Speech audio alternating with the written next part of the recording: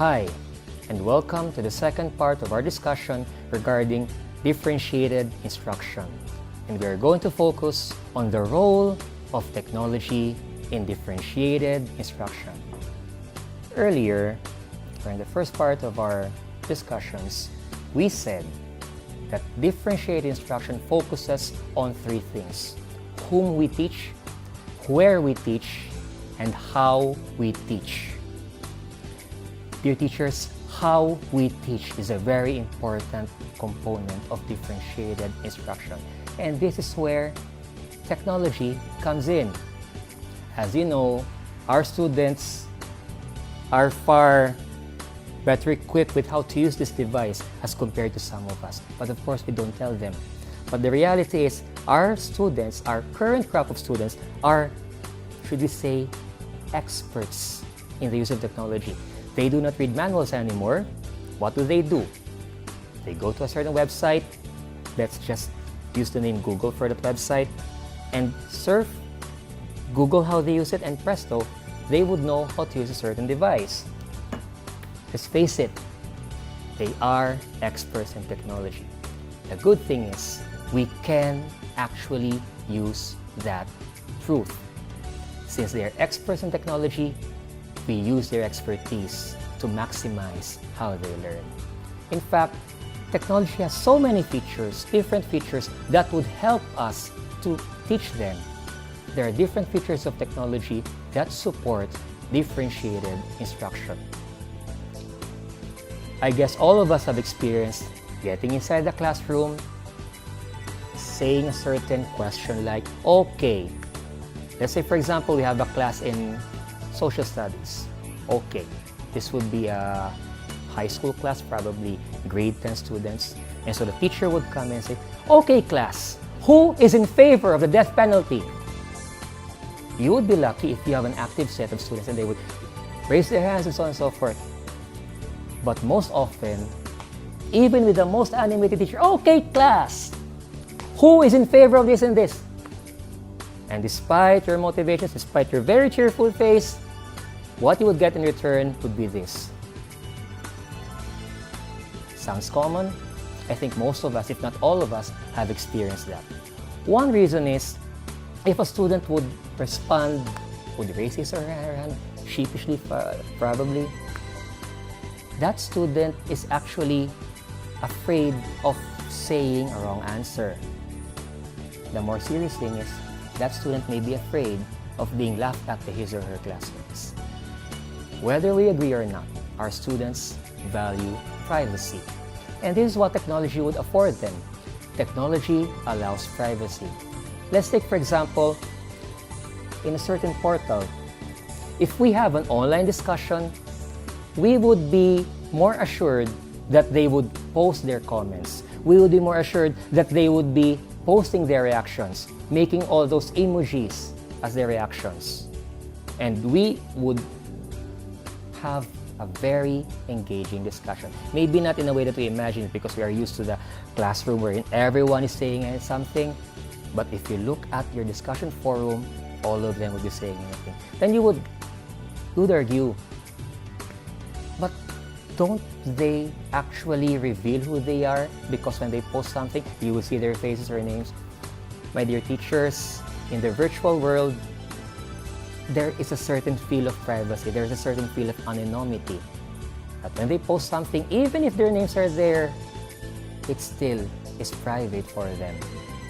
There is no fear of being laughed at by his or her classmates, or at least they would not be able to hear their classmates laughing at them. Privacy is something that technology would afford them. Of course, we are already in the 21st century, where students are not just taught reading, writing, and arithmetic. Of course, these are important. But what we want them to know are the 21st century skills of creating, connecting, and collaborating with one another. We want them to study not just alone, but with groups. And technology would be something that would afford them to do these things. With technology, they can create. With technology, they would be able to connect. Social media, for example, Twitter, Facebook, And even with your online portal, even with your LMS that your school is using, they would be able to connect with their teachers, but not in the usual manners in face-to-face, no. Technology would be able to afford them to collaborate with one another. Something that was not possible, let's admit it, this is something that was not possible when we were studying. But this is something that's possible for them. And if we tap into this, then we would surely be developing your 21st century skills. These 3 C's and more. Organization. Using technology, they would be better equipped to organize content. Most of them are familiar with different sites wherein they can curate different images, organize them in such a way like a scrapbook. In the old days, we call it scrapbook. If you would ask your students, now I won't be plugging something or anything. If you will ask your students, assuming that your school allows the use of mobile phones, if you would ask them, okay class, who among you are users of Android? Maybe 50% would be raising their hands. Who among you would prefer iOS? Probably 50% would be raising their hands. The poor teacher doesn't have a cell phone, so he or she wouldn't raise their hand. But this is the thing. When before, we only had one option on what cell phone to buy. I wouldn't mention the brand. Right now, there are so many options available. And we're just talking cell phones. But when we talk of technology, there will be the mobile phone, there will be the tablet, there will be the laptop. All these things. And our current students they need choices. The more choices they have, the more they like it. And this is what technology affords them. Technology affords them choices. Earlier we mentioned that some students learn differently from other students. And if we give them the choice on how they would learn, then perhaps they would learn better. Okay. I'm sure all of us have experienced giving pop quizzes when we were teachers, using the traditional paper and pen. Okay, class, get a one-spread sheet of paper, number your papers from 1 to 5. And then we would recite our questions. Number 1, number 2, number 3, number 4, number 5. Finish or unfinished, pass your papers. And our students would frantically pass their papers. And then we would collect. Upon looking at the test papers, we realized this couldn't be checked by the traditional method of exchange papers. And so we say, okay class, I'm going to check your quizzes. I'm going to give the results tomorrow. I hope you get good scores here, because if not, and so on and so forth. And so we bring in those sheets of paper at home, we check them, and probably we get sleepy. And then we wake up again and we check again. And if we're lucky, we finish checking all the quizzes by the next day. What was lost? Feedback is very important. I'm sure you would agree. But the sooner the feedback is given, the more effective it will become. And this is what technology would afford us. If, for example, in this site, we can give them an online quiz, probably a multiple choice quiz, and yes, even essay questions are possible with online sites like the LMS that you're using right now. We can give them these quizzes, and in some cases, for objective type tests, the feedback is instant. As soon as they are able to answer everything, as soon as they click on the button like submit or finish or tally, they would instantly receive their feedback. And I've heard of students saying, I like this certain portal. Why? Because, sir, immediately I knew if I passed or not. Students value that. Our learners value that. Instant is what makes them tick. And when it comes to learning, something that really helps them is instant feedback. And technology affords us of instant feedback. Okay. I'm sure most of us have experienced having to memorize the different provinces of, say, in my time, the Ilocos region. Abra, Benguet, Ilocos Norte, Ilocos Sur, Mountain Province, La Union, and Pangasinan. I thank my dad for teaching me that. I can still memorize that. But then again, some of the provinces are no longer part of Ilocos region. Okay. So back then, I was able to memorize all these things, and I'm proud of these. But try doing that now with our students. Okay. Group 1, you will have to research about Ilocos. Group 2, you will have to research about Palawan. Group 3, you will have to research about Marinduque. You will have to find out the capital and all the demographic information that you need, the geographic information that you need. Out of compliance, probably our students would research.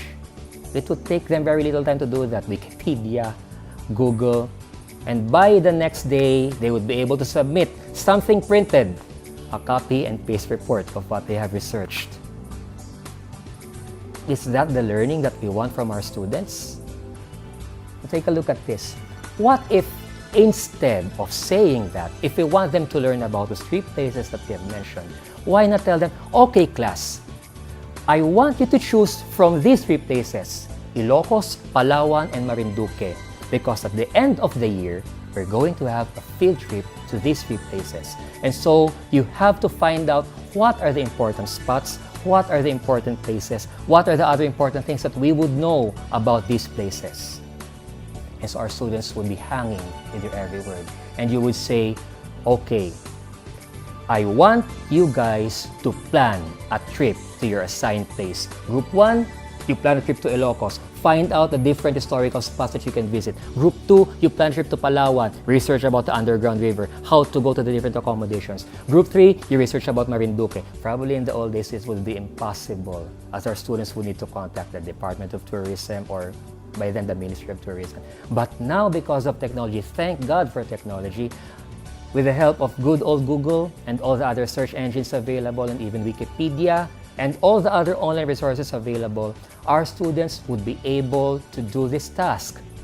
And not just that, they would come up with an output that's really relevant for them. And certainly, it's more exciting, it's more engaging to plan a trip rather than to recite facts about a certain place. In short, technology affords us authentic learning. We are indeed lucky because with technology right now, we can do these things that may not have been possible before. Authentic learning, true learning, something that would be relevant for them. So in general, we want to use technology because it affords us a lot of things. It affords us a lot of features that help support differentiated instruction. First, technology affords us and affords our students privacy, which would not be possible without technology. Second, technology helps us to hone and tap into the 21st century skills of our students of connecting, collaborating, and so many other things. We want them to be ready for the 21st century. Technology also helps our students become more organized as technology affords them and equips them with different tools that would give them better organization. It gives them different choices, and our students love choices. No, our students need to have different choices. After all, each student is unique. Also, technology helps us to give them instant feedback, and they really need instant feedback. Last but not the least, technology affords us something that may not have been possible before. Technology, with all the tools available now, affords us authentic and real learning, which is something very important for our students if we are going to prepare them for the 21st century world that they would need to go into. In the next sessions, we are going to talk about how we can actually differentiate the different ways by which we can differentiate content, process, and product. Good day.